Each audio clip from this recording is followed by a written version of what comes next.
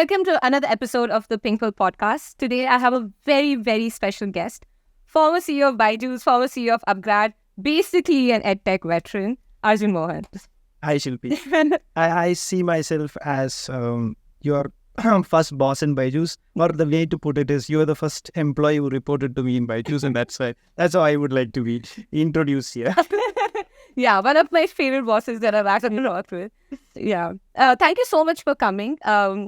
I think a lot of people are looking forward to this, and thank you so much for coming on and talking as candidly as you can. I'm hoping it's going to be super candid. So I would like to start with addressing the elephant in the room. What happened? What happened in Byjus? What's happening? Right on to the elephant in the room. Okay. So there are two ways of answering the question, right? One is you could be asking me this question, what happened that I came in and I went out? Or the second thing is what is happening in Byjus. Probably I should just answer that from my perspective on why I did that, what I did, and so on and so forth. So I am a person who sees my career built around education because I'm passionate about education. So I started, I met Byju when I was a student under him. I joined him because of my passion for teaching. So I joined him as a teacher. That was what my first profile was. And so this all the things which I've done in education, yes, it helped me build a great career, but it is also because I'm really passionate about making a change in our education system. And I truly think that we've done something, right? So I did multiple things. I was lucky enough to get so much of exposure in Byjus, be it test prep, K-12, early learn, international, retail, you say it, I've done it all, marketing, the kind of budget I could do initial days. So I did a lot of things. Then I did higher ed with Upgrad, so on and so forth.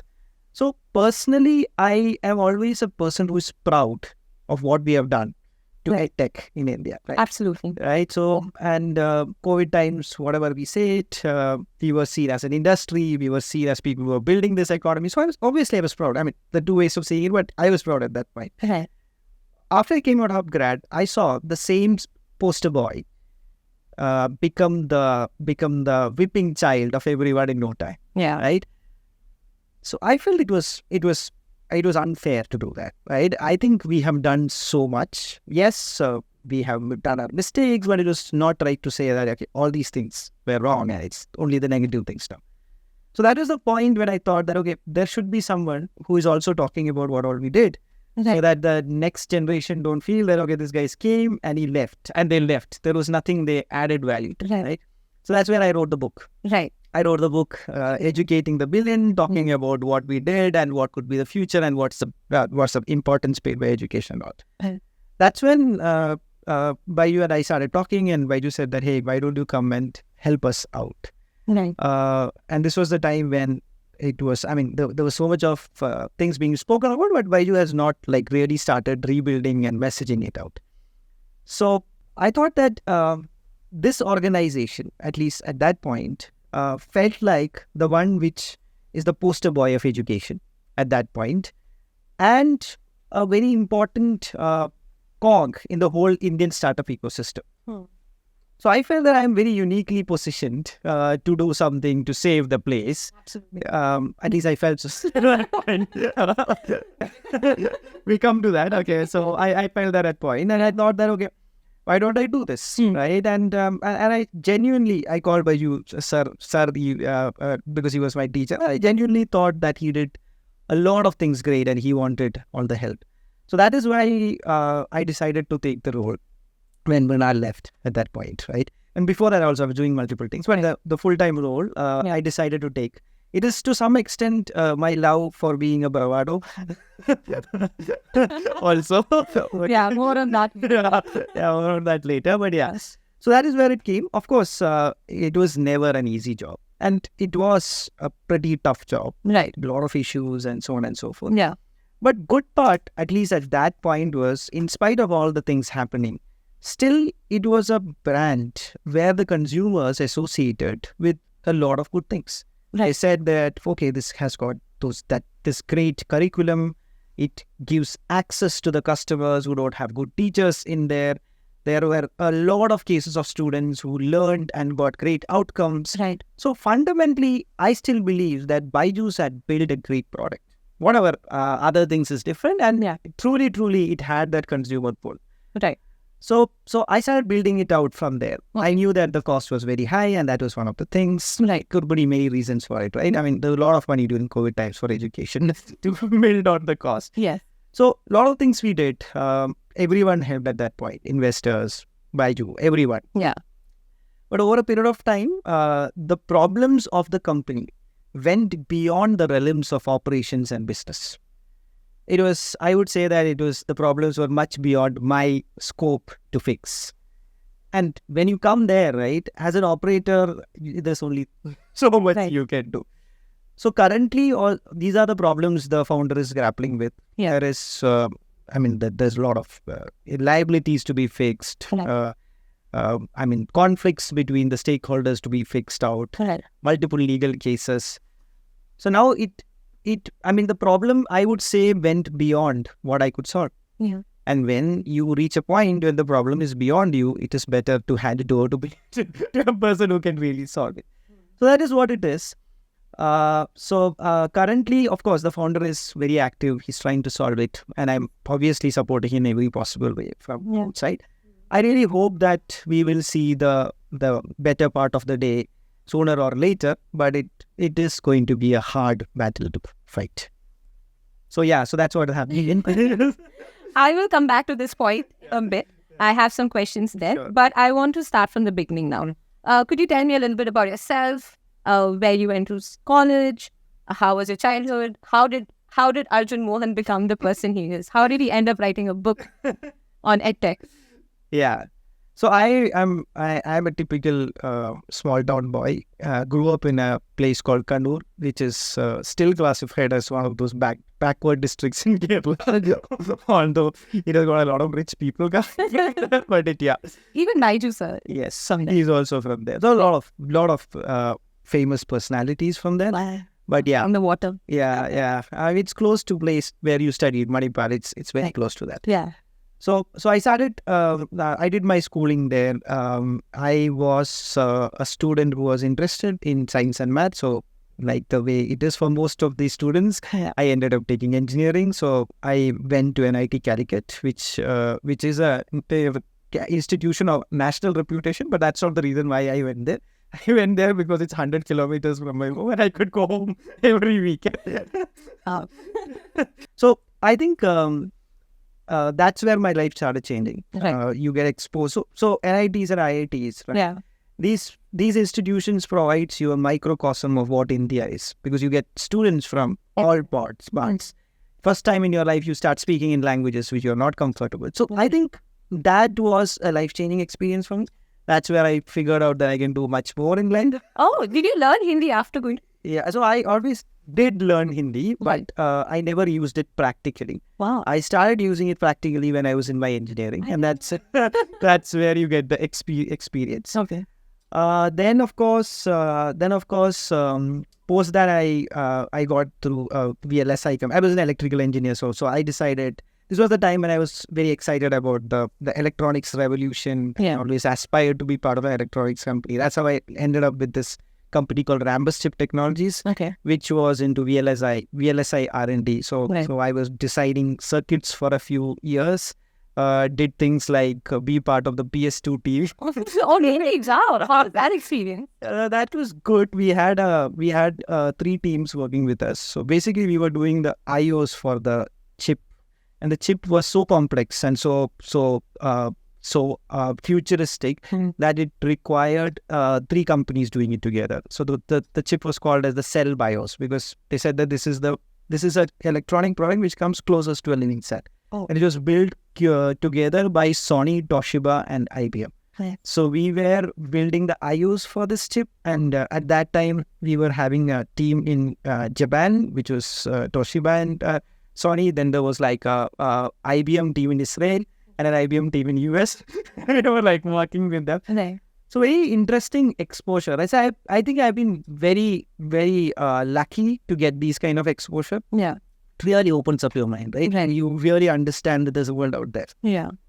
So I did that for some time. Now the problem with analog design is that fundamentally you create a combination of a few circuits. Right. There were 11 at that time.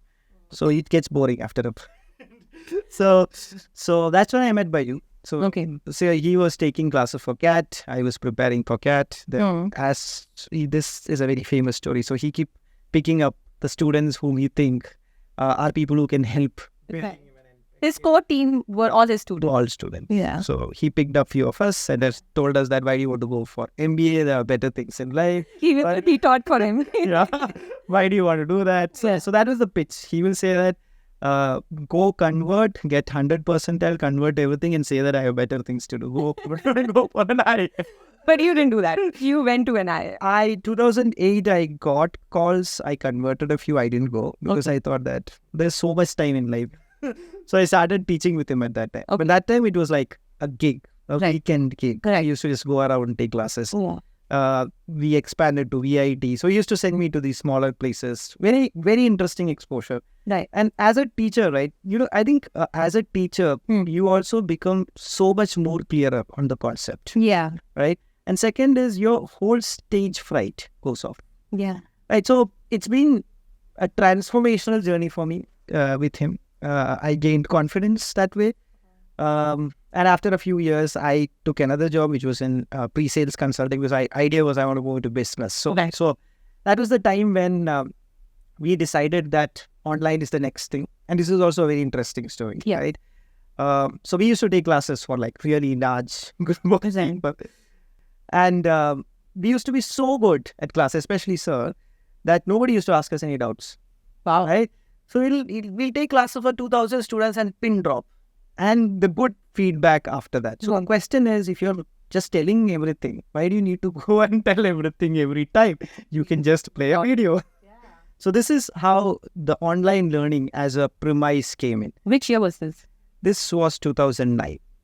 Oh, okay. Yeah. And we've tried our first product as a CET crash course, right? In Bangalore.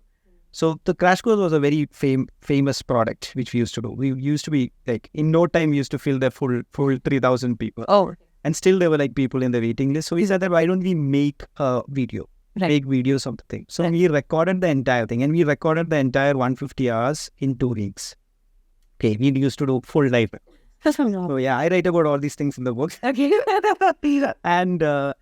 And we burned just 60 tablets, I still remember. And we sold out that entire 60 tablets in one evening.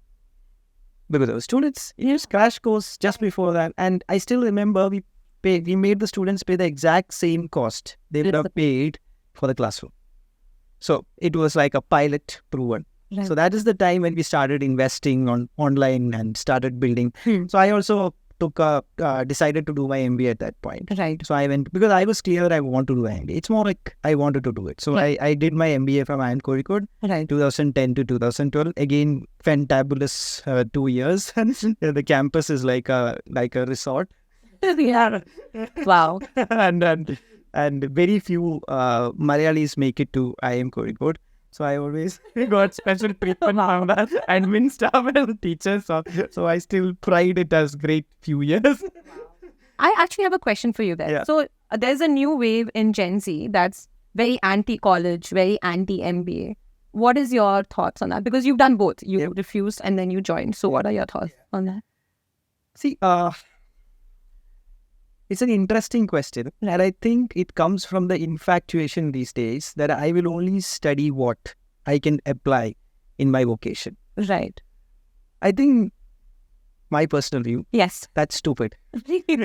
Okay. Because I don't think the fundamental objective of an educational institution, especially a college or a school, is to teach you only vocation. Okay, then you should go to a vocation. I mean, you should go to a polytechnic. You should go to a trade school. Right.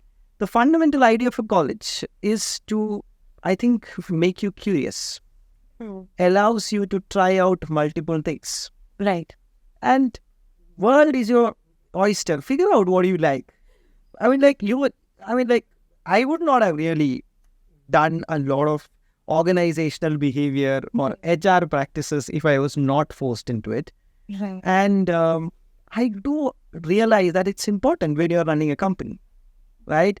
If I had a choice, Yeah. right, I would have done an MBA only in marketing and a bit of finance. Right. I would not touch anything else. But you wouldn't have learned about I've never learned about it. Right. So I think the original idea of educational institution like college is not to create vocational education. Then don't go to a college. Go for a vocational course.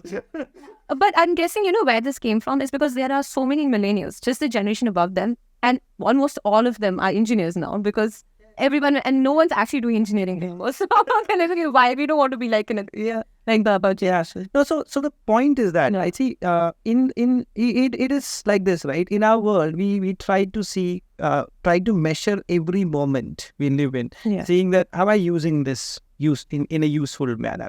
Right. Am I using it the way I want to use it? Right. I think that's where the thought process comes from. So you look at your elders, your parents, and say that okay, all these guys did engineering. What engineering are they doing? Yeah, Where is managing people? Right. But I think that's not how you should see it.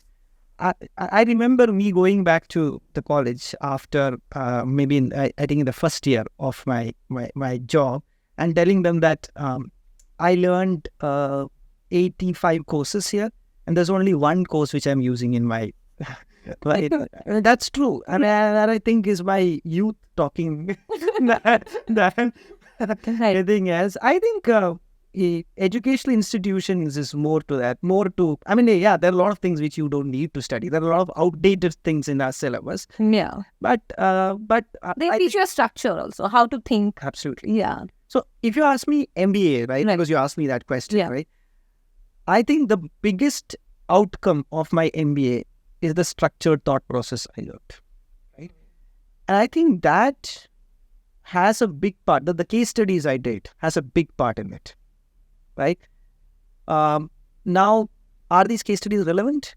Not even one is relevant. Oh. Because every single HBS case study which I learned there would have been written about a 70s business. Right. What do you do in 70s business? Completely different. Right? Completely different, right? It doesn't make any sense. Yeah. But what it brings into you is build your basics. How do you approach a problem? How do you solve a problem? You start appreciating that a problem can have multiple solutions. Right. Sometimes a problem cannot have a solution. Right. It is okay not to have a solution. So I think there is, I honestly feel that the people who build the educational institutions in this country are smart individuals and they build it for a reason. So it's easy to say that, okay, it doesn't make sense in the newer generation and all, but I think there's a logic to a lot of things. Right. I used to hate OB1 and OB2. Okay. But I think a lot of things which I do now has got basics in it. Yeah. Hey. Yeah. So that's how I see it. I really think that maybe the MBA, the way I learned it may not be completely relevant. Right. Maybe it can be shrunk depending on a person's experience. But I think that's a course which still has a lot of relevance. Okay. Right? Yeah. So that's how I'll put it. Yeah. I think people who are looking at building a business, it'll be always really good to go and do an MBA. All right. It need not be 1 year. So, for instance, there is this program called as AMP, Advanced Management Program. Okay. So, I did it in INSEAD, but there are 2-3 very famous ones. INSEAD is one. There's one by Wharton. There's one by Harvard. Right. So, the one by Harvard, right? It's a 1-month program. Okay. And it's called as a mini MBA. It is only for CX level executives who has not done an MBA. Interesting. So, they literally compress it in 1 month and make you do it. And then you get a degree. No, you get an AMP degree. You don't get an But something, at least you're part of that. Yeah, alumni. Yeah. That you get. Yeah. You're paying so much of money, obviously you'll get it. Yeah, true. So you did it at NC. NC, yeah. And you felt like it really added value? I really loved it. So there were 72 people in my class, and each of them were a CEO in one or the other organizations. The network you build through that is worth all the money you pay. Wow. So much your network is literally your net worth, right? To some extent. If you're a guy who don't even talk to them, then there is of no value. Yeah, obviously. But you should do that. So now that you asked, in the MP course, right, there was a course only on networking. Really? On how to network? Wow. So there were 2 case studies they did in that. One was on Obama and another one was on Macron. Oh. On how both of these people did networking like an accountant keeps his account book. Literally list down all the names of people. So there's this famous story which they quote in that about Obama meeting. So one of the big things or big breaks Obama got was Oprah show. Okay, I didn't know. Right. So then he was like an upcoming young politician in Chicago. Right. And Oprah at that time used to do this lunch party with her friends, like a famous restaurant in Chicago. And every time she does it, she used to call a upcoming future prospective celebrity in that area. So he got called once. I think, and they say that he insisted one of the friends to get himself called in there and made the connect to Oprah. And then every time he connects to a famous personality, what he does is that he tells them that, hey, can you help me connect with all these people? I know you are linked to them. And people were okay with that. That's his job. So this is how personalities are built. Like it said that Macron, during his days after his MBA from a very famous institute in France, and when he was an investment banker, he used to do 2 dinners every night, just to ensure that she meets the right people. That's how you do networking in Europe. That's such great advice though. Wow. Absolutely. So these are the things, I mean, obviously, I have to learn that over a period of time. And then they both turned out to be so obviously they're doing something, right? Absolutely. Are you ever going to get into politics? See, I really aspire to get into politics one day, but I'm not decided about it. Let's see where the life takes us, then we'll see. Is that why you know the book? Writing the book writing the book was basically about telling the world that there's a lot we have done in Edtech and there's a lot of future to it. We are sitting in a world today which has a tendency to say that Edtech has not added any value. And there are reasons for people to do that. Right. I don't think that is true. Right. I think there's a lot of value added. Yes, it may not have really reached the ultimate goal. That will take time. Anything takes time. So I think it should be given more time. You're right. And what do you think Byjus, I'm sorry, I'm going to go back to that. But because you're talking about Edtech more. Yeah. What do you think made Byjus the biggest startup, biggest Edtech in the world? And what do you think happened for it to not then fall? Let's just put it nicely. Yeah. Yeah. So again, I will have to tell you a little bit of stories. I love it. Stories. Yeah. So when the tech revolution, right, the startup tech revolution in India, we are talking about the 2014-15 days. Right. We are talking about a Flipkart emerging. Zomato, Swiggy, Byju. Yeah. So the first revolution was the e-commerce revolution, right? And then people realize that there is this large young population in India who will get into the tech bandwagon on the consumer side of it. So then it was all about, like e-commerce, like retail was tech was used in retail and made into e-commerce. What are the other parts of the economy which can be revolutionized with tech?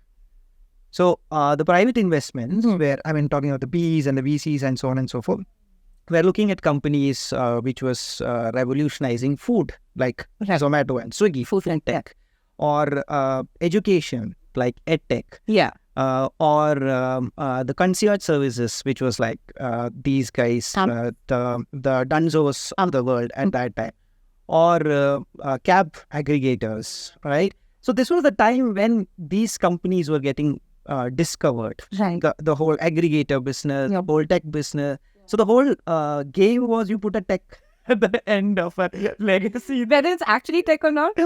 Well, that's what it is, right? It was like a mad race to find the next big guy. Right. So at that point, there were 2 companies which was able to establish themselves as the early movers in the education space. Okay. One was Mbibe. Right. And second was Toppo. Okay. Both these companies took money before Byjus, and they were very focused on the test part of the business. So they basically built great online test engines. And they said that students will take it and we will give them personalized feedback and they'll get better. Right. So this was and of course, people were celebrated. They got funding. Both these guys got funding. Byju at that time our thesis was, I told you, 2010 is when we started. Right. This is much before that. Yeah. By that time, we had created already 3 versions of our online products. Right. I mean, we kept on improving. Yeah.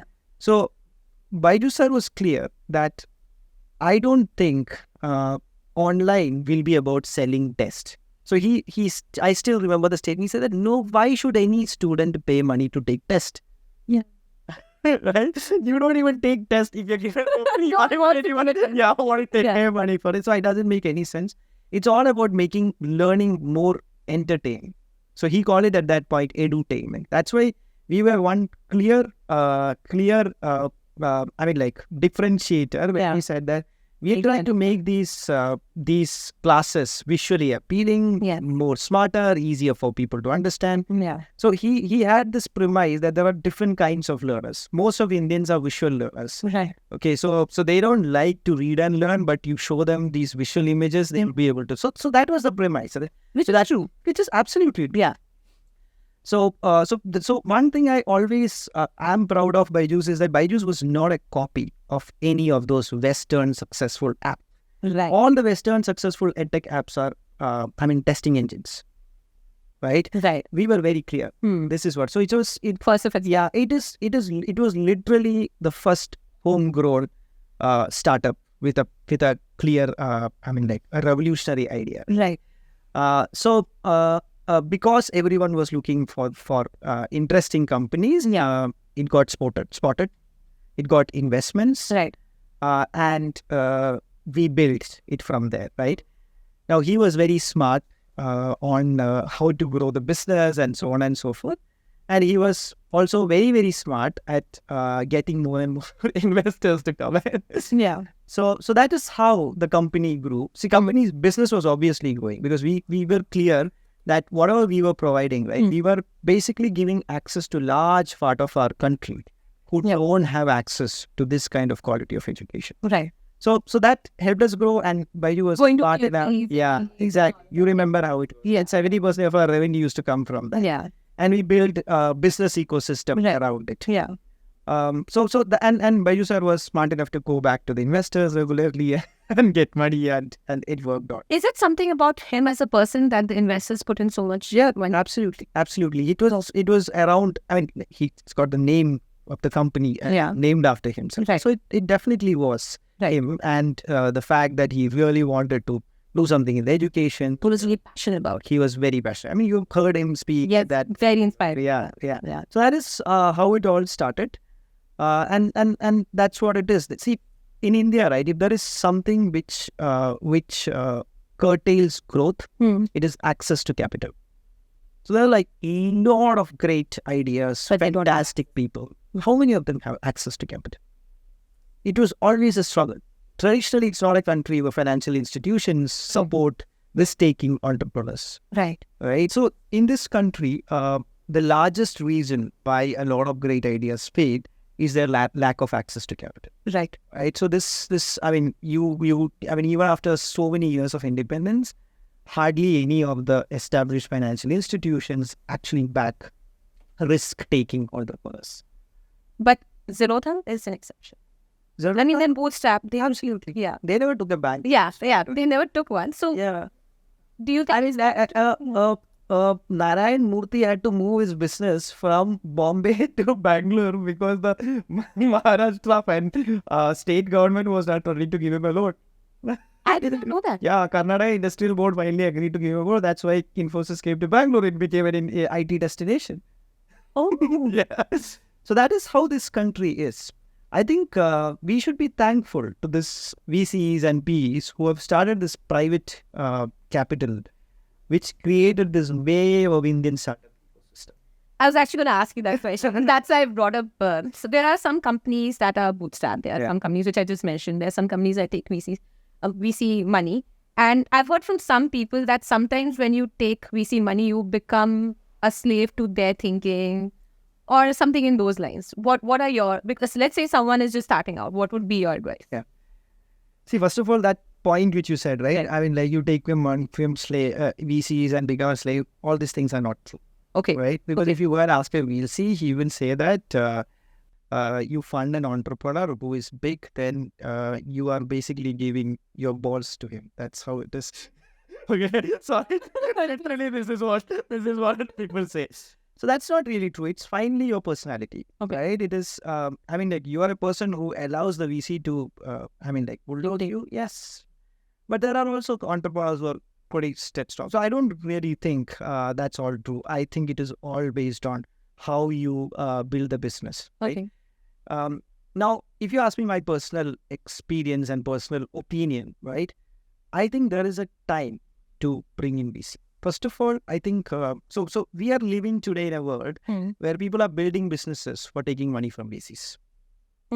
People literally do that. People literally, I mean, like it's very common for a successful entrepreneurs to go to a VC with a deck and have $1 million check before even getting into it, because the guy knows that this guy knows how to go around things. Right.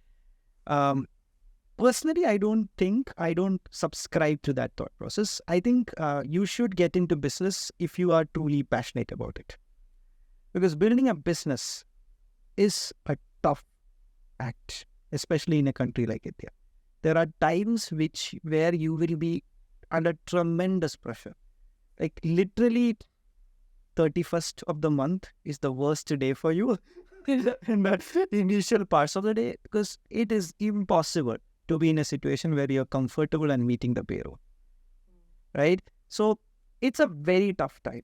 Even the best of the people will start questioning, am I really good? Right? You'll question your self-esteem will just go down to negatives at that time. Yeah. So you should get into entrepreneurship if you are truly passionate about it, right? Because that will give you the mettle to go through these struggles, right? My wife is an entrepreneur and I hate, right? It is, I mean, and I'm telling you, like you would have heard about so many overnight success, but I vouch for you, every overnight success is at least 10 years in the building. Really? Yes. How old is Zerodha? You tell me. Actually, it is 10 years old. They made money after 10 years. That is how it is. How many years did Amazon take to make money? It took decades. Absolutely. So that is how organizations are built. Right. So I think, so hence taking money from the VCs at the right time is important, because a VC will reduce that 10 years to 2 years because they will see your potential and probably give you easy access to the capital. You don't need to struggle it out. Okay, it is that cost. Right. I mean, like that you pay through a part of this thing, right? Of your stake.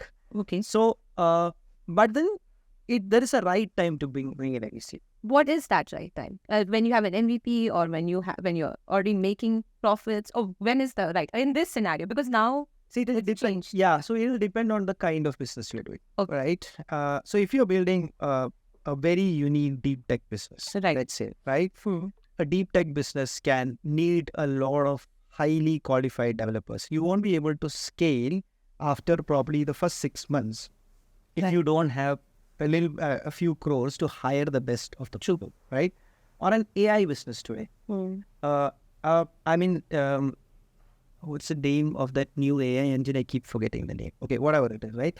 So if you talk to any of these AI companies who's building an LLM of their own, they'll say that there is no way I can do anything today because NVIDIA chips, which is required, and it comes in course, right? So there is a point where you cannot do anything without an investor, to keep the company running. So I'm just giving an example, right? Similarly, if you're in consumer business, right? The consumer business also, it is a capex heavy business. But I would always tell an entrepreneur that to build 10 stores or to do a large marketing campaign, it's stupid to bring in an investor, because that is more like your OPEX flow. You can easily get a franchisee to build your 10 stores if you have got a great product and a good brand. You don't really need to sell it off. You should do that when you reach a scale where you feel that I can't do it alone now. I will need, I need partners. I need to have multiple leaders under me. I need to invest in technology, which is not something I know. So I need to bring in a co-founder. All this takes money.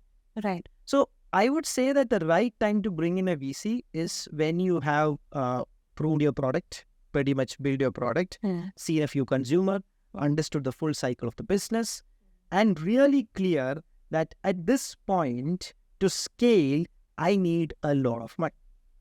And that is also the point when a VC or a PE will see that this makes sense to invest For me to get in. Yes. Right. Today, what I see with a lot of founders is that before even getting a product, they make a nice tech, which also at times is outsourced because there are people who make the techs for them. Yeah. Now you have AI software to make a deck. Yeah. Things happen. Yeah. And you go with the tech, and why will anyone give you money? Yeah. Right? And it's also, and what happens is that all the time you spend in raising money. So when will you do it? Right. Yeah. So that's that. I think that balance is so important. Right. And if you are really an entrepreneur who is passionate about what you're doing, right, you will also realize that my time is much better spent making money here than going and doing all these things. But there will be a point where you'll realize that I can't do it alone. And now I will have to get partners. And that's where it is. Another interesting thing where you can delay today is that now the government and the financial system are also slowly waking up. There are opportunities for entrepreneurs to get access to capital. Now, these are not big checks. But these are grants coming. There are grants, there are low-cost loans. There are, in fact, companies which are looking at giving loans to startups. Oh, okay. Which is also a startup ecosystem building out. Very low. No, it is not low. It is high interest, but it still makes sense because it's better than having some money. So that's like taking debt, basically. It is debt. Yeah. So are you, because of what has happened, do you think it's a good idea to take debt? See, again, this is my MBA speaking, right? Yeah. Every organization, like any company, right, maintains, or one of the metrics you track to check a company's health is what you call as D to E ratio or debt to equity ratio. Okay. So you should leverage your balance sheet, which is what your debt is all about. Okay. And you should do equity also. There's always a balance to it. So for various industries, there are matrices which says that this is a good debt to equity ratio.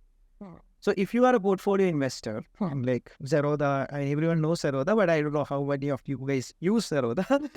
Yeah. So when you decide on a stock, there are multiple parameters you look at. This debt to equity ratio is look at it. So any good company should have debt, should have an equity in it. That is how it is played. Oh. That is how it is played. So the problem today is that even if you want to get a new office, buy new furniture, people think about equity investment. Right. Yeah, there are companies, and I'm not joking, there are companies who took money from the VC, set up a big office, by then the money is over. There are companies, I don't want to take names, but there are companies like that. I know a company that's actually profitable because they put all the money that the VCs gave them and they're not functional. And now because of the interest, they're making money. So technically, right. Company. So there are clauses where the investors say that the money has to go back. Yeah, I'm guessing in a year or something eventually. Going back to when you said debt, so a lot of people have said one of the reasons that, I don't know if you want to speak about it, but one of the reasons that Byjus had a downfall was because of taking that big debt. Do you think that's true? See, I don't, if you do an analysis on why the downfall of Byjus came, right, there are multiple reasons to it, right? This also, one is they did a lot of equity, lot of acquisitions, and I think Byjus had also spoken about it. See, acquisitions are a very complex process, right? The thumb rule is that probably 1 in 10 acquisition will work. Akash worked, I can't. In fact, if I look from that ratio, acquisitions have worked very well for Byjus, right?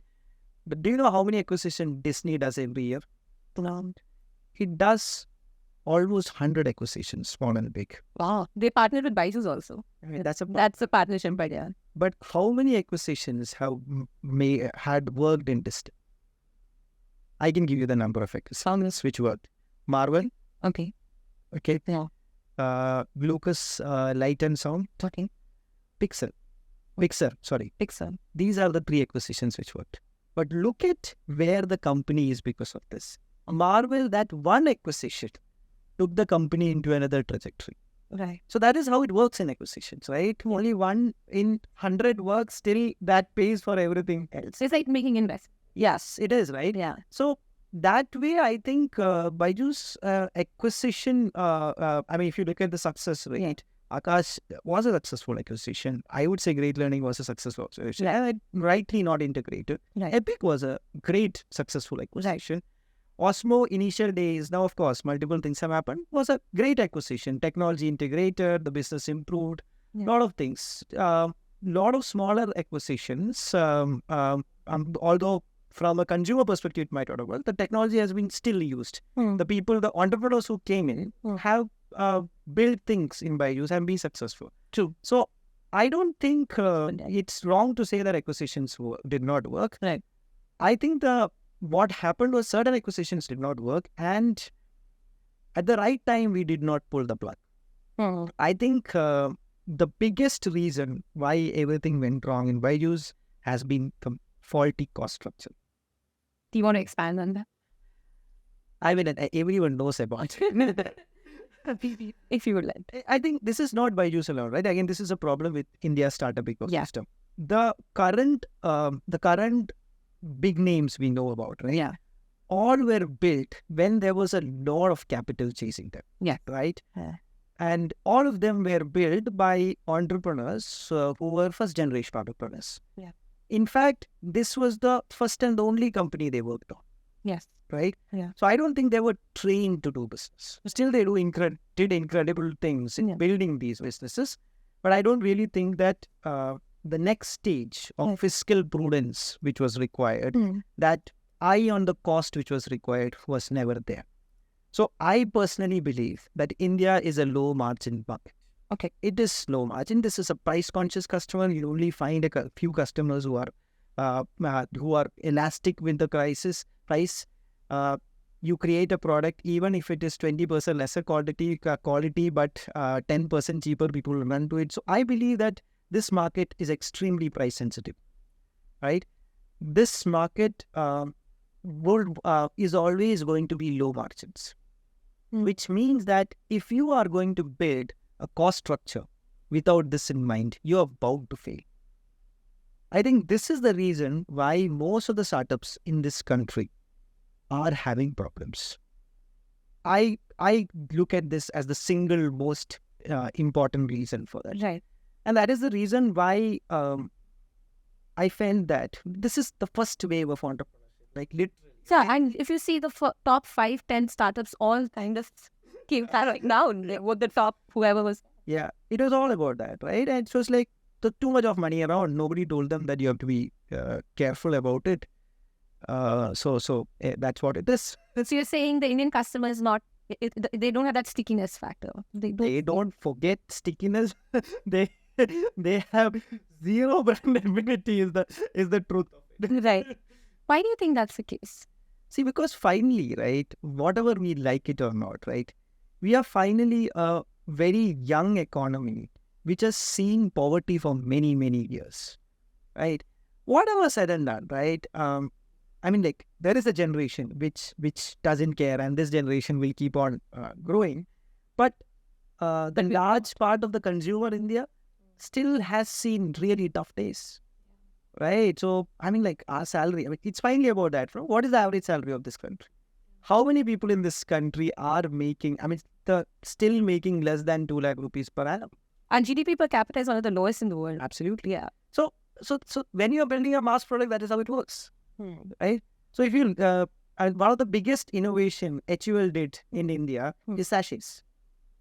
Oh, that was innovated in India? Yeah, that was what, so the rural penetration of these FMCGs happened when they did that. So it's not that there's no aspiration. Sachets of shampoo. Shampoos, detergents. 2 rupees. Yes, absolutely. So that's how this country is. You cannot build huge cost structures, people who are hired for crores, tech teams which are paid in dollars. You cannot do these things. I think why is Zerodha successful? You tell me this. Because it's lean. Absolutely, right? Nitin Kamath was invited to IIM Bangalore, and first thing he told the group is that if you came here expecting that we will hire you, please don't ask me this. Because we only hire people at very low rates of time. Really? Absolutely. That is how businesses are built. That is how this country is. And so I think it's not a Byju's problem. Byju's just is overexposed in media. I think it is in general a cost problem. Of course, there have been multiple other things. Of course, the aspects of governance and all these things are there. Your question was initially that I think TLB was not required, frankly. Okay. In hindsight, we are all wise. That's how that's how it worked.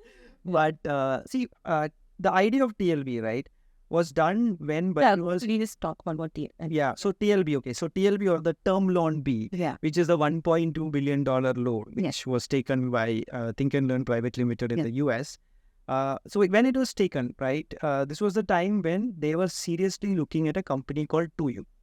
Tuyu is a large Edtech, or what do you call as a OPM. Right. OPM is like basically a platform on which universities can do their courses, right? It's a very big one. It's a listed company. That company was trading at a value which was below its revenue. Oh, yeah. So Byju took that loan to buy that company.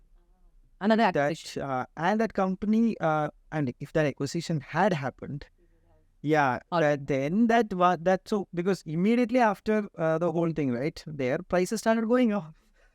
Okay, their results started getting better. So that's why I said, in the hindsight, we are all smart. But this was the reason. But what had happened is that Think and Learn gave a bid, which was rejected by their board. Okay. So Tuyu did not go ahead with that. There were other opportunities at that time. So Byju used that money to buy. But I think, finally, the problem with debt is that debt accrues interest every day. Right? Yeah. So if you are taking debt, you have to be really, really fast on it.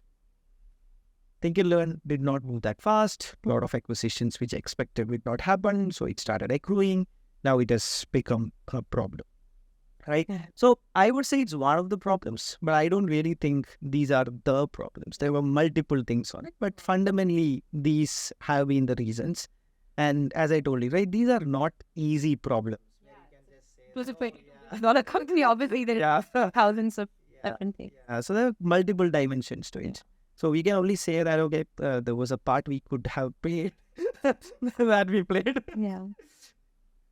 Interesting. So I'm going to go back to your past now. So you then went to IIM Kozhikode. Yeah. So we are at So IIM Kozhikode, and so that was the time when we were building our online product. Right. So IIM Kozhikode, first of all, was like a very interesting stint, because when I went to IIM to do an MBA, I decided that I would do everything along with studies, right? So I was in the placement team. I was the editorial chief. I was doing everything. I was just having... You were a gold medalist. Yeah, that was at the end of MBA. So that of course. But then I did a lot of things. I really enjoyed those 2 years, and because we were doing that product, I used to continuously come to Bangalore every weekend and do my recording and then go back. Because you were a teacher. Yeah, so I was doing the recording, right? So the recording phase was also there. So it was a great time, and we were also building this product. It was a very exciting phase in our journey. So so then it happened. But then by the time, and I was planning to join Byjus only, but by the time I finished my IIM, I did not feel that Byjus or Think and Learn had become a company. It was still... That can pay you enough money. That's also true. That's also true. Yeah. And also it's this, right? I always felt that you learn a lot of things when you are going and working in an established company. Yeah. Because with their wisdom, they would have created processes, system. Right. There's a lot to learn, right? Yeah. Always the plan of Byjus and education was there, but I just thought that I will be more ready by the time. So this was the time when TAS started coming, Tata Administrative Services. So I got an offer there and I took it. So then TAS was also very interesting. So TAS is basically a cadre of Tata Sons or Tata Group, where they groom the leaders of the group. Yeah. So you get a lot of importance when you go in. Okay, so your induction is in TMTC, in Tata Management Training Center in Pune, and then they take you to a conference room. And the way introduce you is that this is the conference room where Ratan Tata got his key members and created his first board. Oh, wow. And it's also really difficult to get into TAS. It is, of course. Yeah, it's a very, very small number of people. It's like IAS for Tata. Yes, that's how it is. So the way they say is that JRD wanted to create a cadre of people who had the vision of Tata Sons like JRD. So it was about cloning of this thing. So which is what this was, yeah. So there's a book on this. It's called as The Leadership Experiment. Okay. And it talks about very famous TAS people. One of them is Mukund Rajan and his brother Raghuram Rajan. These are all ex-TAS people. Wow. Yeah. So so it's a great place to start your career. Right. So I started off. I worked in multiple group companies, Tata Motors, Tata Realty.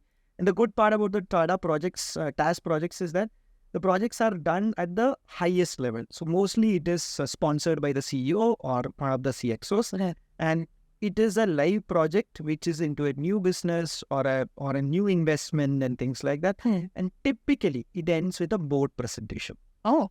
So for a youngster getting that kind of exposure, so that way TAS was like really good, right? So the first one was Tata Motors. And they told me that, so this was how, I still remember the introduction Girish gave me. He said that we always make new categories, right? We build crossover, we build SUV, we build it, and then somebody else takes and make a big market. SUV was done by Sierra was the first SUV. Yeah, that's the cool car, right? Tata Sierra. Crossover, they did the first one. Everyone else took it. So he was like pained about it. So I had this idea that SUV is going to be like really big. So he wanted to understand if a mini SUV is something which can be sold. So he told me that he has this project to understand if there is a market potential for this. Right. So he said that this is the car I was thinking about. Now you would develop the marketing story of it and go and go out, figure out that is. Okay. So very interesting project. So I did like first 1 week I was Googling and finding out, and then we had to do the finding. So first findings, he and his group of people were there. So they said that this seems to be all Googling. If it was Googling, why did you want to do? Go to the field. Go talk to the people. Right. These are great learnings. Yeah. Okay. So you will never even think like that. Yeah. Okay. And then he told me a story. See, I really love stories, right? Okay. So I'm sorry to give you No, all this thing. So Girish Wagh is the creator of Tata Ace. Tata Ace, that four-wheel thing, right? So he told us the reason why he created it. So he was saying that Tata's had this thought process that they need to create a small goods vehicle. Okay. Right? And at that time, Piaggio was eating into their market share. So they had this 2070, the big one. Okay. And that market share was being taken away by the three-wheelers. Okay. So he said, so he was going on a trip through Maharashtra, multiple mandis. He was stopping and taking feedback. Yeah. So then people were saying that पहले यहाँ पे इतने सारे 207 थे, अभी सारे Piaggio आ गए, Bajaj आ गए, तो three-wheeler ही चल रहा है. So he kept on seeing that. Yeah. And then he saw that in every place, right? There used to be a large four-wheeler. And the guy who was driving it was always looked upon as with a lot of respect. Okay. Right? So he asked, ऐसा क्यों है? So he said, that's a four-wheeler. So he's like a big guy. So he realized that, at least in that community or this kind of people, right, four-wheelers are seen as a level up of status. Right. So he came back with this premise that we should do a sub 1 ton four-wheeler goods vehicle. Okay. And that is what Tata Ace is. Now, Tata Ace killed the entire three-wheeler market. Wow. So he told us that आप यहाँ पे बैठोगे तो आप ये जो Pune factory में जो लोग हैं वो जो बोलेंगे वही सुनेंगे. Go to the market. That is where you will get the insights. So that was a great learning. And see, the point is you get to interact with such people. Right? Yeah. You get to learn a lot of them. Yeah. So I figured out that the best of the SUV markets are Punjab and Delhi markets. Yeah. So I was almost a month traveling. Just doing market research. Just taking interviews, surveys of people who are, so you will, in Punjab at that time, you'll see a lot of small cars like Alto and Marutis and all, modified to look like an SUV.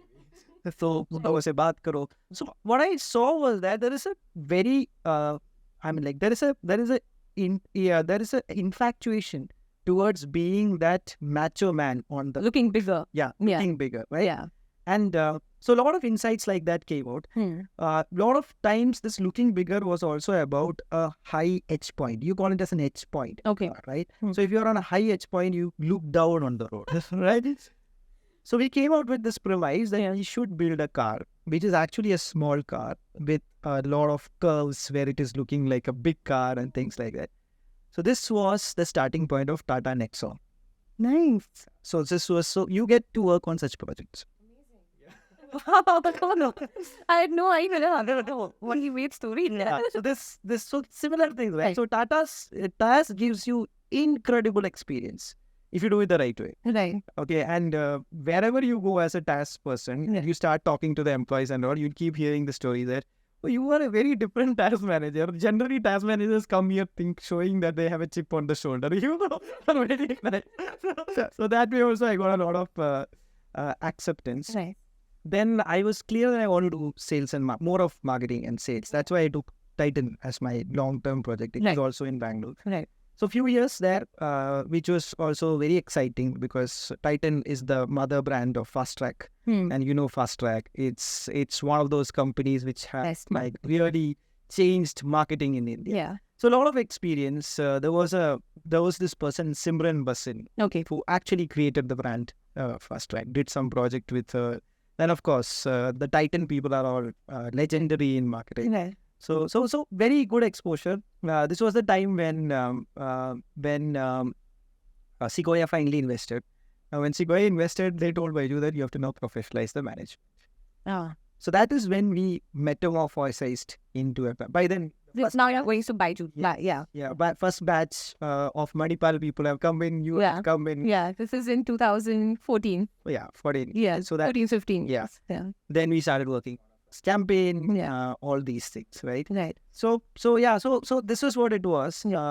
I think, to answer the original question, what made me, right? I think it was these experience. I think I was very lucky to get these kind of exposure and experience. Which gave me the confidence and the skill sets to take up the bravado things I did later in my life. So the first campaign, so Fast Track was initially conceived as a sub-brand of Titan. Then it became clear that it cannot sit under Titan. So it became a separate brand. Okay. And you will see like very different shape watches, bright colors, basically what is targeting the youth. So the TG was more of this high school students going all the way to college students. Right, yeah. After that, they stopped wearing Fast Track. So that's how it typically is, right? So that was the time. So the first, the Fast Track range was created by Ronnie Talati, again, very famous marketer within Titan. When I was there, he was the CMO of the company. Okay. Incredible guy who really understand this. And he had a marketing manager under him, Simran Basin, who was actually the person who did the first campaign. Yeah. So the first Titan Fast Track campaign is like, is a very funny campaign. Actually, you and your viewers should go and search YouTube. You will see that because it's very hard for me to explain.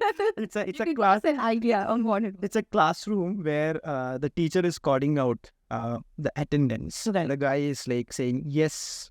And then all the girls start saying yes. Oh, I remember that. I remember that. Oh, right? no, I was watching it with my parents and being like, oh, no. Yeah. Actually, it's still imprinted in my... It was an incredible, right? So the story is that after this ad, Simran was called to Tata's son's office. And showed the ad. What is this? Are you serious? Yeah. And the ad was pulled out of the... So there were a lot of things there, right? Yeah. But what's having said that, right? Between all these things, when the fight was going on, whether that should be pulled down or not, finally the decision was taken to pull down that. But not because of these things, because we sold out. Are you serious? Yes.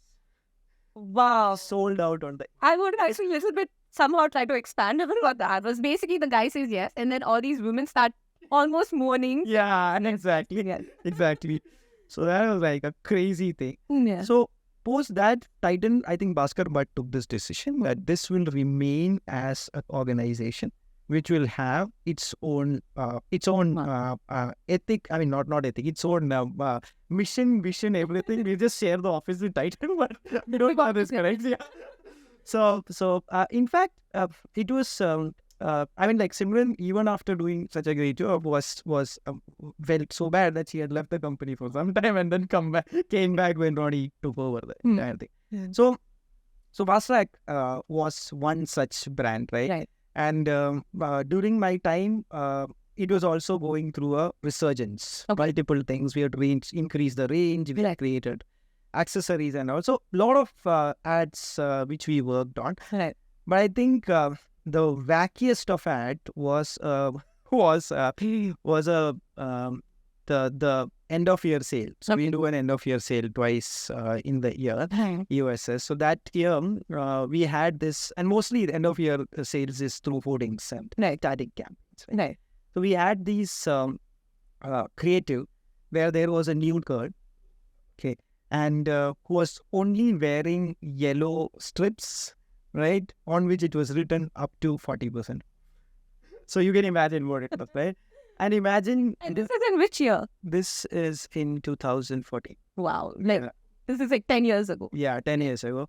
And imagine doing huge hoardings in the Mumbai-Pune highway with this thing on it. So, yeah. So within a couple of days, we started getting complaints. And the complaints were like site owners. The hoarding site owners used to tell the agency that if you don't put it down, I am going to take away this site from you. Yeah. So we had to pull down the ad. Wow, you gave a lot of trouble to... No, this is not, obviously, they were a fast track marketing team, but I'm just saying that I think that's what the thing is. So the joke we used to say, we used to have something called as a, so every ad when you build, right? Yeah. There's something called as a alpha beta testing you do. You show it to a small group of audience, right? So we used to have this testing in fast track also, and we used to joke that there is a fast track filter. So we used to show it to the youngsters who should like the ad. Right. Then we used to show it the top management who should hate the ad. they should feel scandalized with the ad. That is when the ad is successful. That's such a great way to market ads. So I actually feel that in 2014, your target customer was the millennials, right? So I think also that time maybe there was like a sexual revolution happening in a way where things were becoming more open, etc. Yeah. Now, if someone had to market to Gen Z, do you think some other tricks would work, like inclusivity, or do you think these are... Absolutely. So the Gen Z today is very, very different, right? The Gen Z today is actually more, I would say, at least they would... they are not people who are just after money. They have more ethic. I would say ethic. They have a lot of values, right? And their value system is pretty complex and multi-dimensional, in my view. They care about environment. Yeah. They care about veganism. They care about sustainability. They care about multiculturalism. Right. I don't know if push comes to shove they really do it, but they care about it. And this is the messaging you should make on this panel. Yeah. So I think that's also one reason why Fast Track as a brand is no longer very appealing, right? But today, if you look at it, the whole wearable market, I won't even call it a watch. It has become a wearable market. Right. It is a lot about your device, right? More of an Apple or a boat or a noise rules this market today. So a lot has changed in that. It is very interesting that which was earlier a fashion accessory has become a very functional device today. Right. Yeah. And I don't think a brand like Fast Track has moved with that. which is the reason why a noise is taking its position. I mean, that's the fact of the matter, right? So today's, so I think one of the most important thing about today's Gen Z is that they are not people. I mean, like they are not people who can be, I mean, showed. What do you say? What's the right way to do? They can't be lured by just success or what do you say? Money or things like that. They are pretty complex. You can't just show sexiness. Yeah. Yeah, exactly. Yeah. It has to have some value to it. Which appeals to them. Right. Now that value appealing also can continuously change because their ideas are also changing regularly. Yeah. But it's a very interesting thing, right? Have you really seen the recent collaboration, is what I call, which Narendra Modi did on his Instagram? No. Okay, so he did a collaboration with five of gamers. Okay. 5 gamers, right? Now that's a group of people who have a lot of followers, right? Yeah. Now the Prime Minister is showcasing them, and why do you think all this is happening? Right? So fundamentally, right, I think the new generation, what do you call it, Gen Alpha or all these things, I don't think we understand them very well. Yeah. Or probably they are beyond our understanding because they also don't understand them. They keep changing, right? So as a marketer, it's a complex problem which I think eventually we'll solve for. Yeah. Yeah. And I'm also wondering what really appeals. And Gen Z is such a confusing age also, right? Because they grew up in COVID. Yes. They grew up with the internet, but suddenly because of COVID, they're slightly anti-internet. They want to go out more. So it's also very confusing for them, I'm sure. It is very confusing. They are very confused.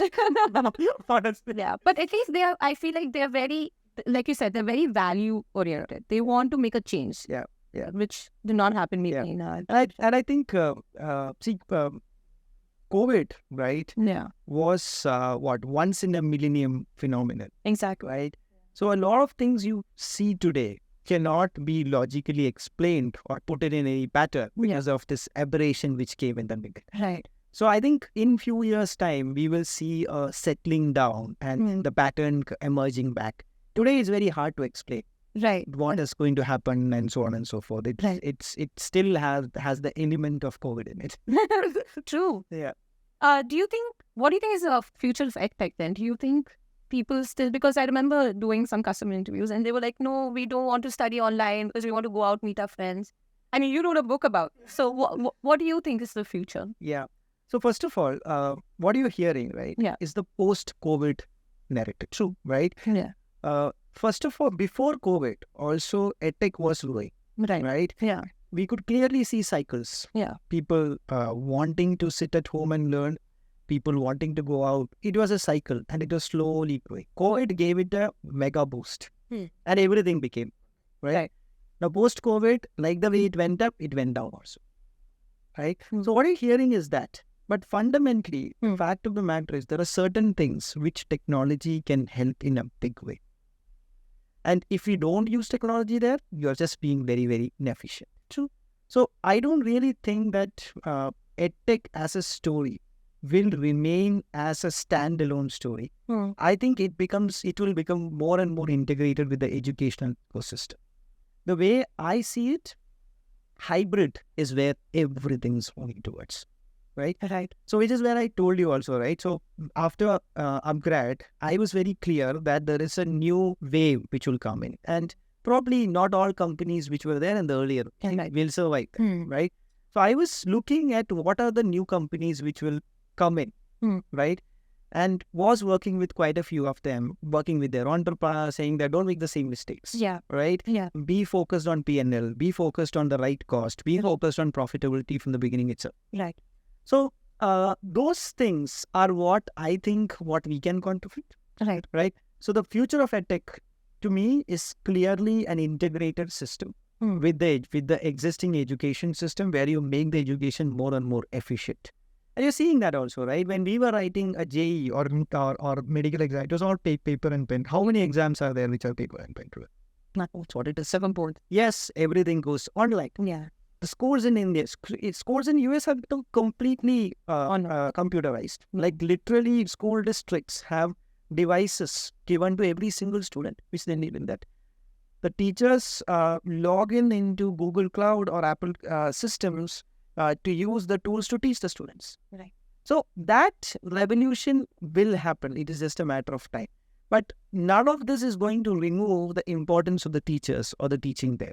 Right. It will only provide tools to do teaching better. That's how I see it. Yeah. But if you could have gone back, let's say 3-4 years, when you were still at Byjus, or let's say 2 years, and before that also, what would you have done differently? First of all, I would have tried to keep the cost down. Okay, that is what I would have done. Cost of not of the course, cost of the company. Yes. See, there was a time when, this is 2018, 19, right? When we were like really doing well, the 100% growth and all that, right? And we were at a particular price point. Growing from there would have been getting into more and more price conscious market. Right. The right decisions at that point, in my view, would have been to create smaller packets of courses, subscription courses, things like that. Right. And to make that happen, you also need to keep the cost low. Yeah. So if there is one thing I would like to change, would have been this strategy. Right? I am not a fan of growth at all cost, although I've done it many times in my and again, see, this is not, I mean, again, I told you, right? In hindsight, we are also wise. Yeah. Right? But you should also see the context at that time. There was a lot of money. The money was asking me to go at any cost. Nobody was asking me questions. So you'll do that, right? Yeah. Yeah. So that's what I would have done differently. Then none of these problems would have happened. Right? All these issues which you're talking about has been extension of that same problem. And what are you most proud of at Byjus? What's something that you are most proud of? Yeah. So when I was in INSEAD, right, I did a presentation to the batch and some professors in INSEAD, where I told them that we built an app which at a point had 200 million MAU, and somebody told me, I think that is the population of Europe. Wow. That's true, though. That's true. Right? During COVID, literally the entire K-12 education system was learning from us. Yes. So you have made a difference to the lives of so many, whatever the small way, right? Yeah. I think we should be proud of it. Whatever happened now is a very different thing, but this is incredible. When all the schools closed down, when the coaching centers closed down, when nobody knew what to do because education has to continue. Right. There was an app. It said that now I will educate you. There was an entrepreneur who said that I'll give it for free. They didn't do that. They did that. Actually, a lot of people don't talk about how he has given up so many tablets for free to underprivileged students, etc., etc. Absolutely. Yeah. Almost 1 million students, right? Yes. So I think there are a lot of good things. Yeah. Just that the narrative's been so bad. We like to overlook all. Yeah. Why do you think Byjus is such a buzzword? Like every day, even if something small happens, it's just all over the news everywhere. Is it because it became such a giant? See, I think, again, talking as a marketer, right? Byjus is one of those brands which used media and PR in its growth in a very, very big manner. Right? It really used it well. Now, in my view, media is a double-edged sword. If you use it for good things, it can come back to you with bad things also. Right. So I think it's just that. And people like to read. It gets a lot of clicks. So people like to write and it goes on and on. Yeah, I think people have built careers on talking about Byjus. Yeah, you're right. Yeah. Multiple new platforms have been created around the stories of Byjus. Exactly. There are comedians whose entire career was just talking about Byjus, or there are books written by other people than everything Byjus. Yeah, but a lot of digital content, especially. Yes. But they literally the only Indian company to ever sponsor FIFA. We should also think about that. Yeah. And it provided employment. Big number of people. So many people literally raised salaries in the Bangalore market, and in a way. Not only Bangalore. Yes. So I met an entrepreneur who told me that if Byjus had not paid that 7+3, I would have never raised the salary.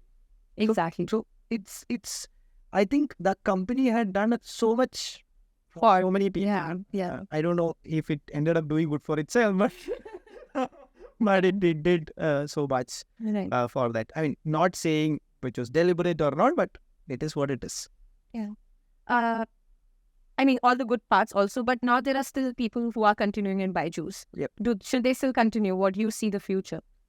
Byjus is active, as you would have all read. Yes. And he is determined to do things which will turn. Of course, I am also trying to help him in wherever, whatever capacity, a lot of things keep happening.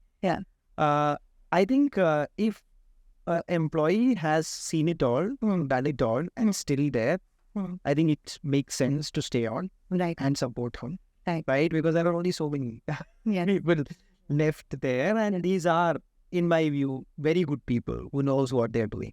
The large hierarchy and the other cost which we had, that's all stories of the past now. So I think if someone is still there and there is also direct access to sir and a lot of things which is happening, it makes sense to fight it out. Because I think if it goes back, then you're part of the... Absolutely. You are part of the big success. The Phoenix. The Phoenix rising. Right. And it is not going to be easy. So obviously, it's going to be a pretty hard thing. There are multiple things to be solved. But if you are able to make it work, that will be amazing. So see, the thing is, I still believe that the product is very unique. Right? I mean, there is hardly any product like that, which is in the self-learning space. Right. I think the technology is great. Right? The kind of work we have done in AI, especially in the last few months, I think we did, and the launch happened by BTLA only. Right? So the kind of AI we built is the best in education in the world. Are you serious? And no one even knows about it. That's what. So we had compared with every possible company, like a Khan Academy and these things. The answers, the efficacy we were able to create is unbelievable. And that's just data, right? We had so much of data to train our right? I mean, not even our LLM, it's somebody else's LLM. You're using that LLM, but the training was us. So I think still there is a lot there. If the investors and the founder can revive it, it still can make a difference. Right. Okay, last question on the employees part. I wanted to ask you, a lot of employees are saying that they've been blacklisted, or maybe that's not true. But as a former employee of Byjus, how do you think they should approach other companies, and how should they show that they're great employees and this is not their fault? So first of all, the controversial question, right? Blacklisting and other things. Frankly, I don't think there is any blacklisting, right? This is more like somebody said something and it is expanded out. I'll tell you the reason why I think so, right? So when I was running Upgrad, right? Of course, everyone saw Byjus as the place to hire sales guys, right? What used to happen was that, including Upgrad, a lot of people used to interview Byjus people, especially mid-level managers. One, they were expensive. They were above the industry standard, and that was always the case, right? And when you like somebody and you said that, okay, I will create a new budget to get this guy, and you do that, that guy will get retained by Byjus. So this used to be the case. So even I had told my HR team that don't waste your time. Don't consider CVs from Byjus. I think the current situation, I mean, it may be more serious than that. But one of the main reasons is not any blacklisting or anything like that. One of the main reasons is the fact that our employees are at above average pay scale. And in the current situation, when the funding has dried out and people are talking more and more about cost savings and things like that, it's the unaffordability point, which is the problem. They're too expensive. I mean, again, for the job which they are getting hired, right? So that is precisely the thing. So now, again, I mean, I've spoken to a lot of employees, tried to help them and so on and so forth. But fundamentally, the situation is also exceptional, right? So one is... Overall, the market is... overall the market is tough. So they may have to look at probably a temporary pay reduction or something, or maybe look at a structure which has got a less fixed and more of variable, work towards it, things like that. So that's it. Because I think from a skill perspective and the exposure perspective, good number of employees in Byjus have got an exposure which nobody else would have got. Absolutely. Right? Which is the reason why, of course, still there will be people looking for it.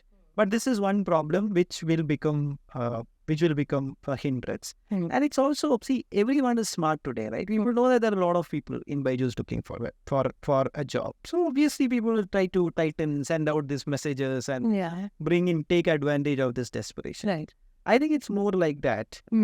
I don't think one or two companies would have got frustrated and told the DA or the headhunter that I don't want to consider any CVs for them, because it can be a local problem. So I don't really think it's a generic thing. Yeah. I don't really think that problem exists. Right. Yeah. In fact, now I'm working for a Japanese company now, and they were telling me how they specifically wanted someone from Byjus, because in Japan, Byjus is known as a very, very good company. So they're actually talking about it. Yeah. So that's what the thing is, right? So you need to find out these opportunities, right? And you need to take the right decision on what would be the cost, what will be the roles. I think most of our employees are youngsters. I think it is a good time for them to give more importance to the richness of the role than how rich it can make you. Right. At this point, right? I won't say learning, I would say richness of the role. I think you should pick up something which you are truly excited about, because a lot of people came into Byju's sales ecosystem just because it was paying a lot of money. Right? Or not because they really liked it. Maybe it's the right time to ask yourself, what do you really like? Maybe it's a time to change your career path. And be really happy in your career. No, there may be a short term when you won't make a lot of money, like you made earlier. Right. But if you're happy and doing well at whatever you're doing, that will come. It's just a matter of time. Yeah. Eventually, if you're good, if you like it, you'll be good at it, and eventually, yes. Yeah, I have taken a lot of pay cuts in life. Really? Yes. Okay, because it was about deciding what is more important for you. Right? You have to do that. You will have to change your structure. You will have to take those decisions. It's fine. It will all come back to you if you really do well. And you will do well if you are doing what you like. Yeah. Interesting. So, okay, I have two questions. I'm just trying to figure out which question I should ask first. Okay, I will ask the question about doing what you really like. And you said taking a lot of pay cuts. So you're saying that don't run after money. Run after richness. Run after what you really love. Yes. No matter what it is. No matter what it is. Even if I want to be a drummer. Absolutely not. See, you're living in a very different world. Yeah. Okay. If you are a really, really good drummer, I think you can find 1 million followers on Instagram. That's a matter of no time. Actually, especially now. Yeah. So because the world is very different. You are no longer stuck by geographical boundaries today. World is your, or your audience. Yeah. Look at the kind of things people are doing. So I think these people, you guys are all young. If you don't try it now, when will you try it? Yeah. I think there was a time when everyone was looking for money. Now, if they made some money, now go try out something else and see it as an opportunity. Yeah. Right? Good. If you've taken a lot of loans and EMIs and all are there, then I would suggest that somebody, if you don't have it all, then it's time to try out. And I think that also is a generation shift that in my circles, I don't see many people taking loans for houses, etc. It's just like, it's okay, we'll rent. I think you also still renting. I mean, you also have your own houses. Yeah. No. So, I am not a millennial. An Gen Alpha. I am a millennial when it comes to things like this. Right. Yeah. I believe in creating assets. Right. And I have pretty much invested things in my assets. Right. That's how I've done it. Okay. But I'm just telling about the new generation. Right. But that doesn't see. I've always adjusted things in such a way that the liabilities I create will not impact the risk I take. Right. When I had done an investment in a house before even I did my MBA, right?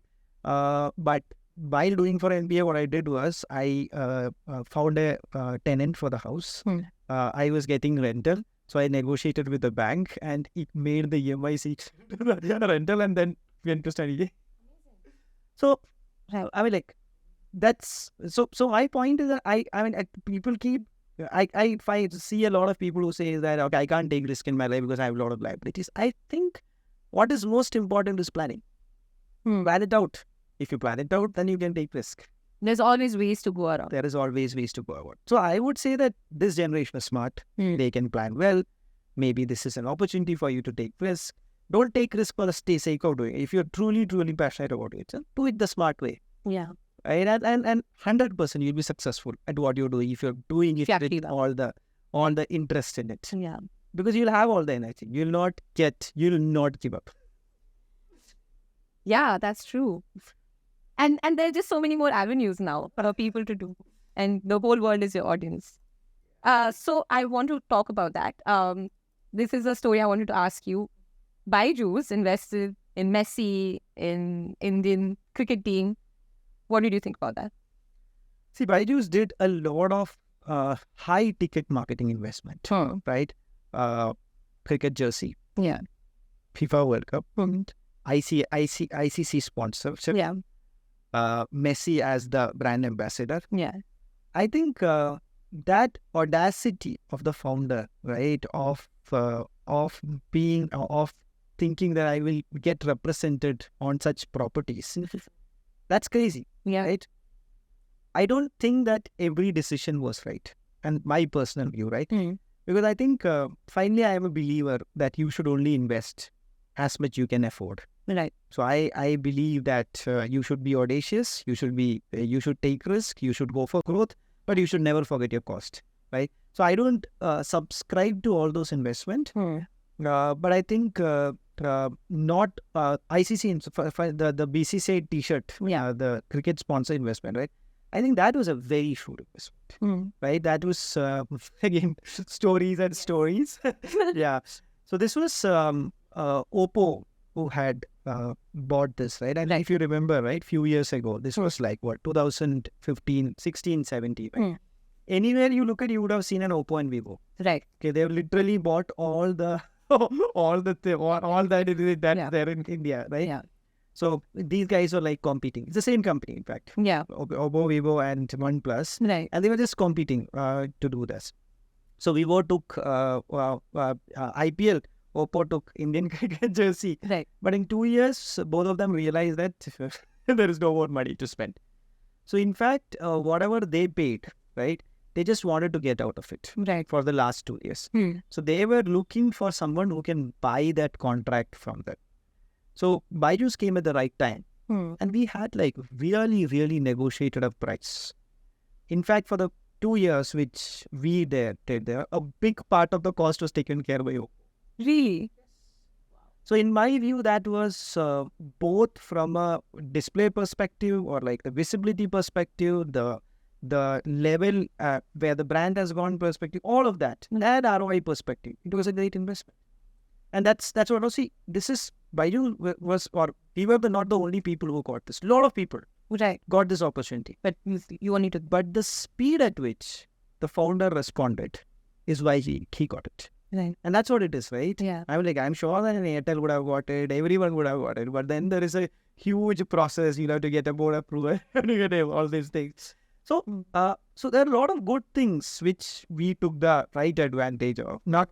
I mean, the same thing can be seen as positive and negative. There are also some negatives of the same speed. Yeah. So so I still remember.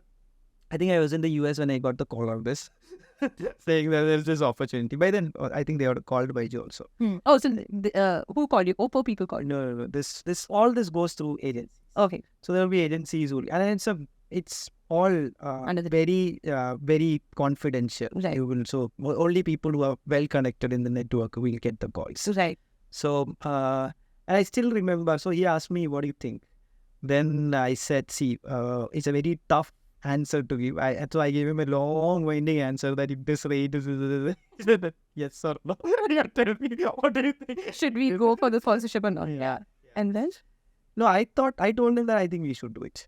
Oh. Okay. I think, so the way I told him is that I had this thought process. I told him that, so if you look at the people who have stayed on on that jersey, right? It had Sahara, which by that time had gone bust. Then it had a series of these Chinese companies, right? So it was like the marketing thing was so expensive that only a Chinese company. So I said that you can like play it on a patriotic side of it, that now education company, an Indian company is going to be present on the Indian cricket team. So I think, so I thought there was a good angle to it, which is why I thought, like at times you should take audacious decisions, but always keep an eye on the cost. So Calculated. Calculated risk. But I think that worked out very well. It is not only Indian cricket jersey, right? So what people don't realize is that along with that, you also get the jersey presentation for the women's cricket team and the under-19 cricket team. And this phase, all these cricket teams did very well. In fact, women's cricket started getting noticed, and Byjus took real good advantage of that. So I think it was a good investment and worked out well. And always we have a thing towards sports. Cricket. Cricket. Sports, this thing. So that and all worked out well. But of course, the other ones I wouldn't say it was a great idea. I think, see, FIFA and all you should pick up if you are internationally available, a global brand. So the thought process was that with Vida Junior, we will create a global company, Byju's Future School, and then do this ICC sponsorship, FIFA sponsorship, and so on and so on. But the strategy did not work out. As a result, all those investments may not sound great today. Do you think an Indian company do you know any Indian company that's been able to expand globally? There are a lot of Indian companies who have been successful in expanding globally. But it is more in their own niches, right? Mostly it's SaaS. SaaS, not SaaS also, there are very few SaaS companies. But there are companies, right? For instance, Airtel is pretty large in Africa. Right? See, our problem is that we always see, international as a Europe or US. But there are very few Indian companies which are made big in these places. Are there any? So if you look at that way, Tata Communications and Reliance, these are big in the United States also. Right? But it's more on the B2B space. You'll not see that. Not sensitive. Data centers and all. L&T is really big in Middle East. Right? So that way, there are a lot of examples. Asian Paints is actually quite big in a lot of small countries. In Southeast Asia and so on and so forth. But from a consumer brand perspective, you would hardly see any such cases. Right? Hardly see. Like, the most successful enterprise will be Bollywood. Why do you think that? See, finally, we are a new economy. We don't have enough capital. Right? How many homegrown companies are there here? Like the biggest consumer-facing company in this country till recently has been an HUL, which in itself is not an Indian company, right? Right? Today it's not. Amul is the largest, obviously. And the question, will Amul go out and do it? No, Amul will not. It's a cooperative. It is homegrown.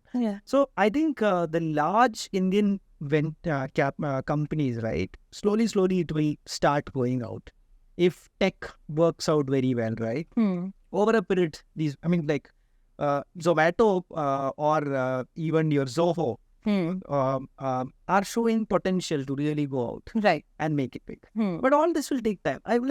We should not forget that from a entrepreneurship perspective or from an organization perspective, we are actually a very young economy.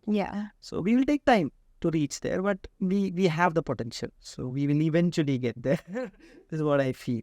So Byju's globalization, so I think the way it went about in the beginning, right, which is about picking up successful companies or companies with good top of the funnel, right, in US and all, and then building around it was a great idea. Take an Osmo, take an Epic, and so on. Acquire companies that are already. And leave it there, give it the support and do that. Building a global organization is super expensive and super hard. Most of the times you fail at it. And that's where I think the problem was. The expansion was too fast. The expansion was too many things at the same time. Right. So I think that was not really thought through properly. So you've seen so many companies go up, down, etc., etc. If there was an entrepreneur right now, in any sector, not Edtech specifically, what is some advice that you would give them? I mean, I know it's a very broad question. Yeah, but I don't like to give advice. Okay. Okay. But I'm sure they would want to hear from you. Some things that they should keep in their mind, or some learnings that you've had. Because, yeah. See, first of all, I think first question is that if you are becoming an entrepreneur, you better have stamina for it, right? And you better build a business because you want to build a business, because you want to make the life of the consumer better. Right. Don't get into entrepreneurship thinking that, okay, I can be in media all the time, I can talk about fundraising stories, I can have wine and dine with the investors. I don't think that approach works. If that is what you're looking, rather go and join a good company and get free tickets from them to go and meet the investors. That's what it is. So that's important. Second is, when you need help, please take it. Don't try to do everything yourself, right? Because the ecosystem in this country has developed today. Yes. There are a lot of people who will help you, who knows to do better things, right? That I think is something which gets missed out. So I'm exposed to this D2C network because of Mom's Store, my wife doing it, right? I can see how D2C network is so helpful in figuring out a solution when you have a problem. Oh, right. You are on the group with multiple people and you put it on there. There will be 3 other people who may be facing the same problem, would have faced the same problem. So I think that really expedites the pace and they help each other, right? I mean, like, for instance, you want to expand through franchisees. You can ask. They will tell that, okay, I have expanded through franchisees. This is the guy who can do that, all those things. Yeah. So I think the whole practice of trying to do everything yourself is not a good thing for an entrepreneur. You should take help and you should have the judgment to understand who is giving you the right advice, help, and so on. So this is what I would suggest, right? And it's going to be a long, tough, arduous journey. Be ready for it if you are ready. What about unit economics? See, that's again, that's why I said build a company for the consumer, right? If you're building a company for the consumer, then you're using your money to do that. You're not really going to the investor or other thing. I don't think that kind of approaches work. The reasons which is always given is that I want to maintain my lifestyle. And hence, I want to take that check. Yeah. If you want to maintain your lifestyle, do a job. Why do you want to do out of work? Okay, now, see, there will be exceptions. Not everyone can be an exception. Yes. Right? So 100% build a business the right way. Right. Build a business to be profitable at the right place. Solve the problem for the consumer. Otherwise, there is nothing coming out of it, right? See, think of like, I'm just reading about a recent example, right? So there's this social media company called as Coop. If you have seen news, they have also missed payroll in it. Okay. Right? Now, it's a product which is very similar to Twitter. Right? Now, my question is, when you're starting a company like this, what are you trying to solve for the consumer? How are you different? What, I mean, if I'm sitting today and there is a Twitter, why should I look for another Twitter? Right. So, and maybe there was a time, the right time, but these ideas, right, I think you should really get into it when you see what problem is. Yeah, and this is a company which is, I took the example of the company because this is a very good company. It was started by an entrepreneur who have successfully done an exit earlier, right? Had some of the best VCs on the cap table, but could not create a business, right? So I don't really think there is a playbook for any of this. You have to be really, really clear that you're solving a problem, Stephen, for the company, for the consumer. If you don't have it, don't get into it. It's I mean, there's a lot of glamour at the end of it, but that's 10 years down the line, right? Yeah. So that's how I would put it. Like, I'm happier being an employee than an entrepreneur. Your wife can do the job. Your wife can do the job. So, which sector segment are you most bullish about? I mean, there's a lot of buzzword around AI, water tech, energy tech. What are you most bullish about? See, when I started my career, right? Yeah. The buzzword was mobile. Everything was moving into that, right? Okay. Everything was moving into mobile, and that was the thing. And that is where India got a big push up also, right? We are not a country with a lot of servers or mainframes or personal computers. Right. We were always a country with a lot of mobile phones. Yeah. And when we created an ecosystem there, we were able to hop ahead, right? So such technological advantagements keep coming. And if you are a company which rides into one of those bandwagon, right? Yeah. You can become really successful. Okay. But always understand that technology is an enabler, right? So AI is an enabler. I think AI has got some super good use cases, right? In education, it has got great use case. For instance, I believe that the new generation, right? They don't do structured learning. They don't believe in going through the chapters, concepts and doing questions and learning. Their learning is more unstructured. They like to ask questions and learn. They like to learn through that. Right. Now, that's an excellent use case for AI. In personalize based on the conversations you keep asking, right? So I think the self-learning apps of tomorrow will be AI-driven, where you engage with the teacher, or the AI will engage with the student through a question and answer session where you take the student into that rabbit hole of. Similarly, fintech, the kind of the fraud pieces and all, right? These are all big data problems. Yeah. And AI becomes an excellent solution of it. So there are multiple use cases like this. And I am very bullish about all these technology advancements. I think the next phase of education or finance or e-commerce will be using a lot of this. Okay. Right? I'll give you, these are like crazy examples, right? E-commerce, right? One of the biggest problems which faces e-commerce in India are the returns.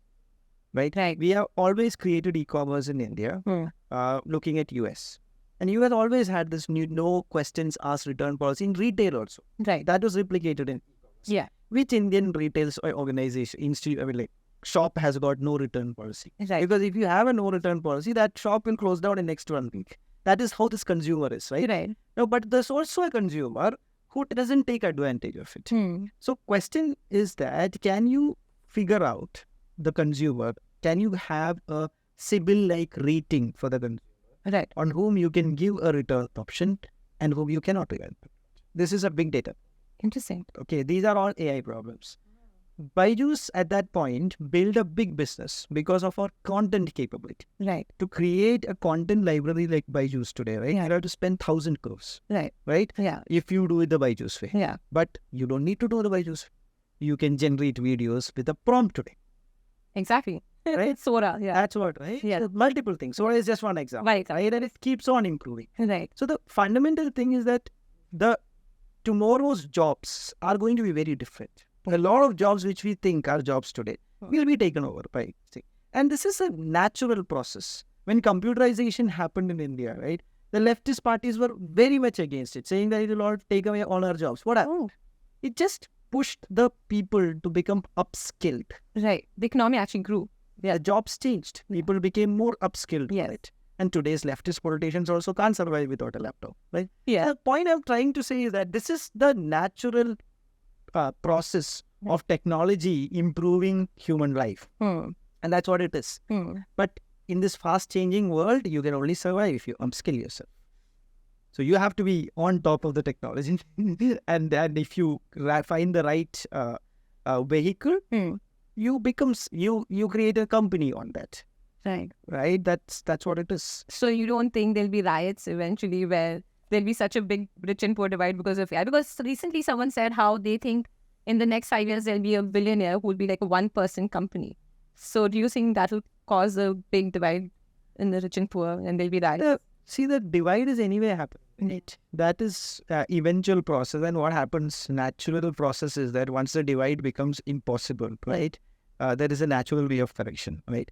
I put it more as the work of the government and democracy and politics to solve it, right? There is a big divide. But don't you think that the number of schemes which are taking care of the poor and has also increased? Yeah. That's how it works, Yeah. right? I mean, what you said about creating a riot and all is an extreme case of it. Right. Maybe it can happen. I don't know, right? Right. But I think human beings are smart enough to have correction systems much before the extremities come in. Yeah. Yeah. Yeah. But have you seen this movie Real Player? No. Yeah, it's a Steven Spielberg movie. Oh. Okay, it's a futuristic movie. It talks about how the futuristic world will be. Yeah. It's an interesting movie. See it. Oh, I should. I don't really think that is how the world will be. But it, to some extent, talks about that. One company which is trillions of dollars worth, which has built a game, which Yeah. yeah, Oh, yeah. That's Very- not real. Yes, I've seen it. Yeah. Yeah, so these are, I think, these are things which have been always happening, right? Yeah. 10 years ago also, they said that in 10 years it will happen. True. 20 years ago also, they said that in 10 years it will happen. What happened of that? Yeah. So I think the world is smart. People are smart. So they will find their own levels of correcting things. But it's an interesting world we live in. If you want to be one step ahead, you better upskill yourself. True. So in your book, you talk about WhatsApp entrepreneurs. Yeah. Do you want to run? So it's interesting. I mean, like what I have seen, and this you will see in your in Byjus environment also. Right? After a point, the managers, right? The only thing they do is they send messages on the group saying that how much cost are you done? Post the numbers today. Yeah. I think that's more of a trend today. Right? People don't want to get into the details. They are more than comfortable by just communicating. They just become intermediaries. I have seen entrepreneurs also end up becoming that. Right? I don't think you will build a strong cultural organization where people will vouch for you and do that. I've seen a lot of people. Right? They will have large organizations, but rather than talking to people, inspiring them, speaking them, telling them the vision, they're very comfortable sitting in their room and just WhatsApp. WhatsApp. Yeah. So I call those entrepreneurs WhatsApp. I don't have it. I'm just making fun of them. But yeah, that's very. I mean, these guys. So if you basically see their social imprint online, you will feel that these guys are like real extroverts and people who speak their mind, people who have the great ideas, but they are disconnected with their own employees. Yeah. Which I felt was, I mean, I don't think it's a good way to function at all. I have seen successful entrepreneurs do town halls very regularly, like once in a quarter. Yeah. In fact, they make it they do it to that extent that they tell the employees that you ask any question you want. Right. Right. It's also part of your growing up as a leader that you should be comfortable taking very tough questions. Yes. Right. Yeah. I think this, if you read about Google, you see that Google guys literally. So the whole idea of TGIF, right? TGIF is about the town hall they used to do. It's so important for your employees to know what your vision is. It's so important to keep talking to them, and it's so important to let them ask any questions. There's a very famous, so Google, both of these guys, like at least Larry was like very introvert. Still they did that, right? And the story is that when eventually they hired a CFO, right? Of course, they were always a company which kept the cost very, very low. Google was like really, really tight-fisted with cost. Right. They used to use like very low-performing systems to build their servers, which are like trash and nobody wanted to use it. So that's how they built it, right? So that also reflected in how they paid their employees. Oh. So over a period of time, then they expanded, they were going for IPO and all, they hired a CFO. And the CFO, of course, is a professional from a different world. Yeah. He was paid good amount. Yeah. So the employees asked them the question in a town hall, saying that how can you do something like this? How can you hire someone at this package when you have been always telling us you're frugal and other things? Right. So, I mean, like, it's obviously not an easy question to answer. Yeah. But they answered it, saying that you should understand that we are at a phase where we have to find the right professional from the market. And the right professional comes at the right price.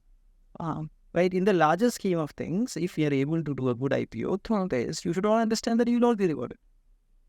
So my point is that I think is an important part of leadership. Right. Yeah. You have to be courageous enough to face people and tell the truth. Right? If you don't become transparent, then things just, people will start making reasons and it will all become cloud. The vision should be clear to them. Absolutely clear, and the reasons should be crystal clear there. So I was just like to make one of these guys on how they should be stopping this texting and social media and rather go and talk to their employees. Yeah, for example, InMobi founders, they actually host a dinner every week. Yeah. And whoever has completed some months, years, etc., they come for dinner to their house. Yeah, and that's a profitable early start which existed. Yeah. Right? So a lot is about that leadership. Yeah. I think one of the reasons why attrition in most of our startups is very high today is this disconnect which exists. If you are someone who is inspired by the founder and who is in it for the passion of it, why will you leave? Exactly. You will never leave. You will be so excited to come to work every day. Right. It's not about money. It's never about money. Right.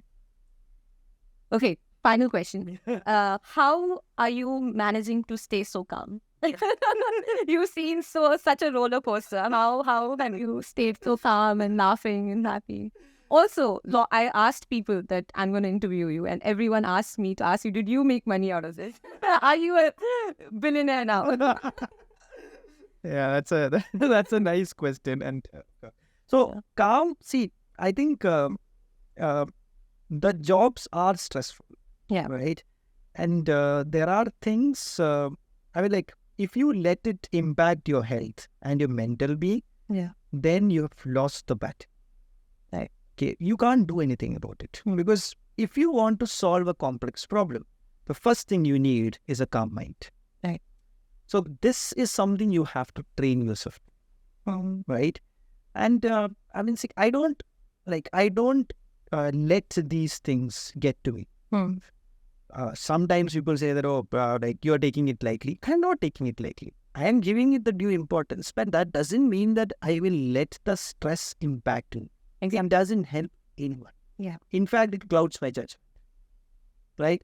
So this is something I think anyone and everyone who is in this kind of stressful environment should train themselves to. Right? Otherwise, they will not be able to survive in this.